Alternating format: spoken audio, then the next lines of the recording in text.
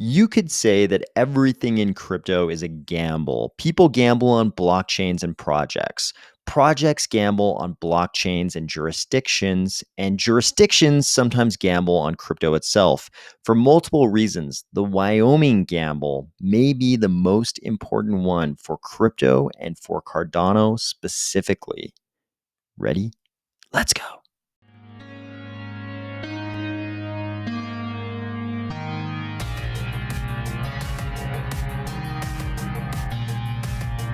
Today, we're going to discuss the history of IOG and Cardano in Wyoming, the history of Wyoming in crypto, the Wyoming Stablecoin Act, and what that state's pro-crypto stance might mean for crypto and specifically for Cardano. If you could immediately tell that Chad Hoskinson here is actually in Wyoming, because in the bottom right corner, you can see the tip, just the tip of Devil's Tower, or if you're finding value in these videos each weekday, please consider delegating to the Army of Spies stake pool, ticker AOS. I meant it when I said that everything in crypto is really a gamble. As users of crypto, everything we do is basically at some level about maximizing our financial gain. The number of people who were in crypto would be way smaller, exponentially smaller, much, much smaller if there was no chance for financial gain.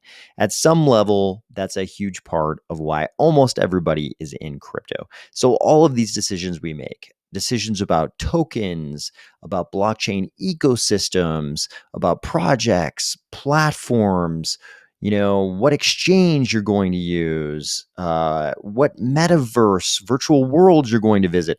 All of these things at some level, there's usually some amount of gambling involved in that. And it's sort of the same for projects too. Projects have to choose what blockchain ecosystem they'll be a part of. Blockchain ecosystems have to choose what jurisdiction they might be based in. And even the jurisdictions have to make a gamble. They have to make a gamble about crypto generally, about crypto itself. They have to decide, are we going to embrace crypto? Are we going to be neutral, kind of stand on the sidelines, be on the fence about crypto? Or are we going to reject crypto? And we've certainly seen all three of these things globally and even just within the United States. We have jurisdictions that have been very, very tough on crypto, like the New York bit license comes to mind, a very burdensome and difficult jurisdiction to be in crypto. If you wanted to drive all of crypto out of New York, which is the traditional financial center of the United States, they did a fantastic job of that. Congratulations, New York. Mission accomplished. You managed to drive Bitcoin outside of your borders and all of crypto. Great job. Then we have a bunch of states who basically don't know what to do, kind of don't even have a crypto policy. And then you've got this whole group of states that are embracing crypto. And maybe chief among them is Wyoming.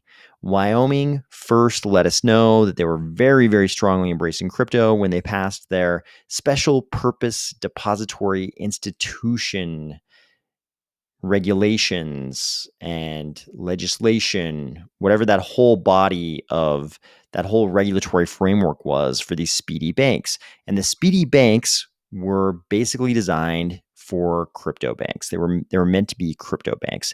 And we had a couple of institutions sort of rise to the fore of that vanguard of crypto banks under the Wyoming speedy regulatory framework. And then they hit a giant roadblock because they not only needed to be chartered under state law in Wyoming, they also needed to be a part of the Federal Reserve services. They needed a master account at the Federal Reserve so they could do things like have routing numbers, because you need routing numbers to do things like ACH and wires and all those good things that you need to do if you're a bank, and especially if you're a crypto bank, because really what you want to be is an off-ramp and an on-ramp to go from fiat to crypto and crypto back to fiat.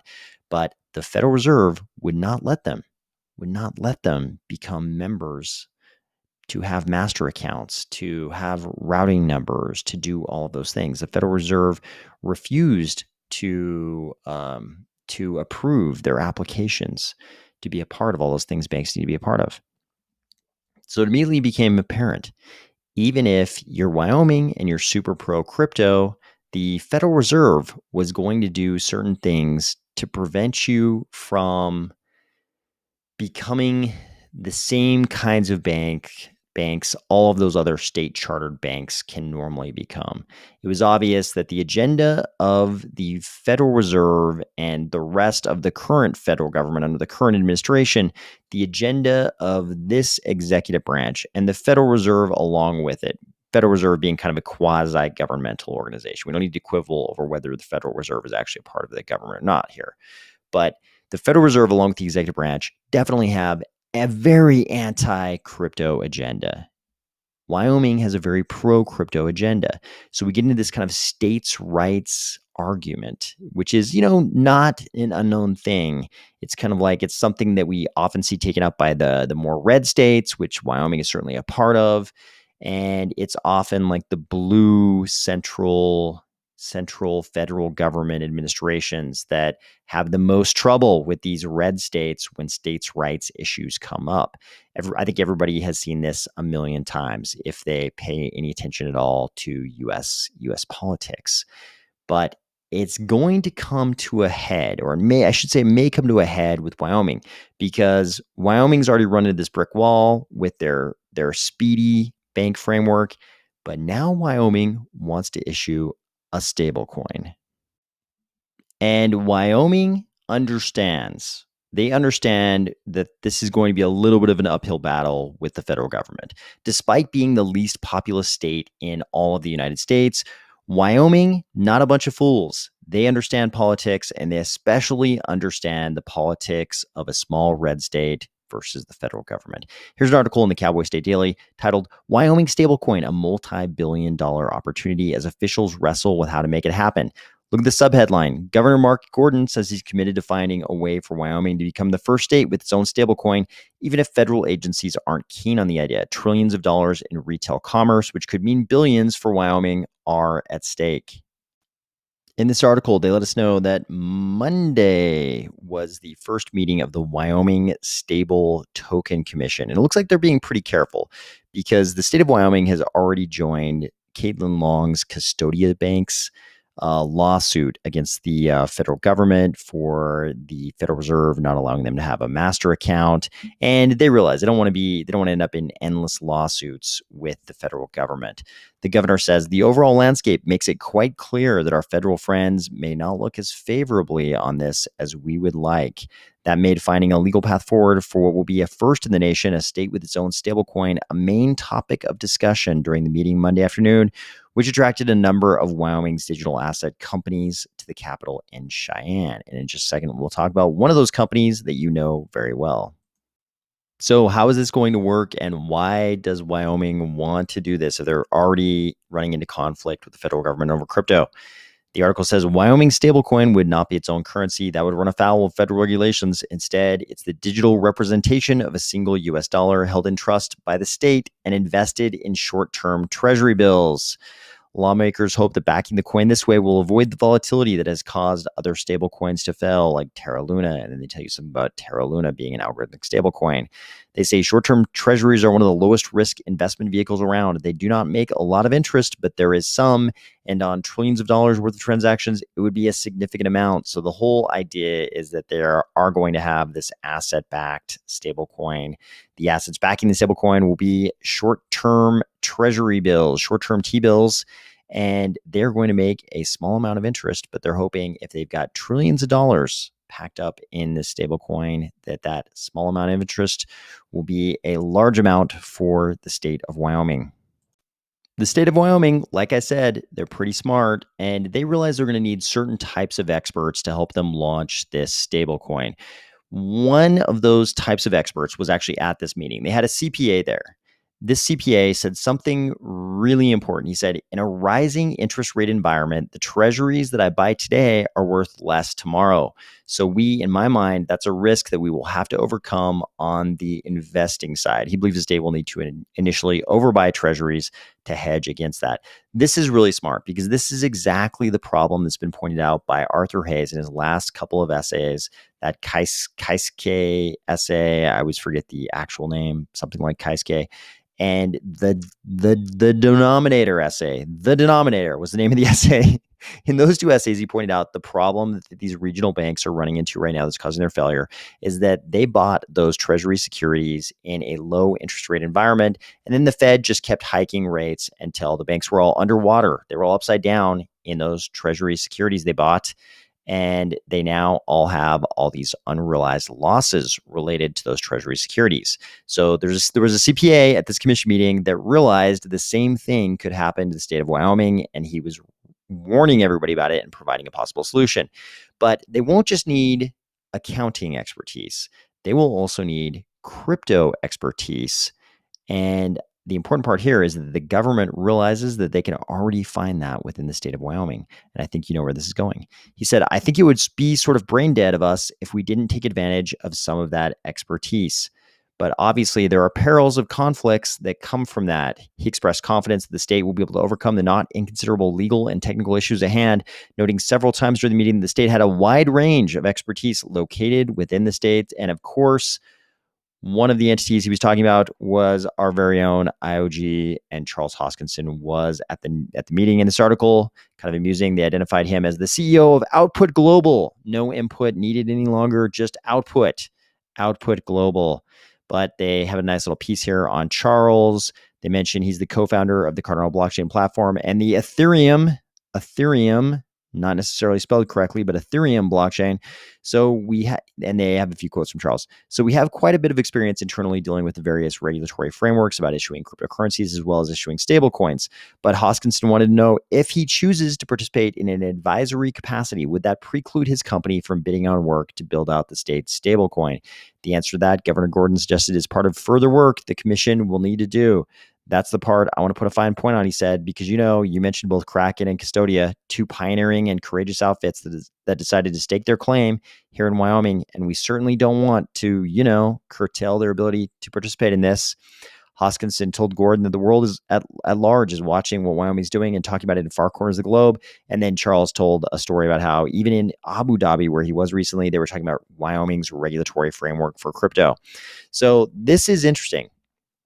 I think throughout the history of Cardano, we've seen these examples of IOG and Charles thinking ahead and setting themselves up to be in the best possible position as far as regulatory things go.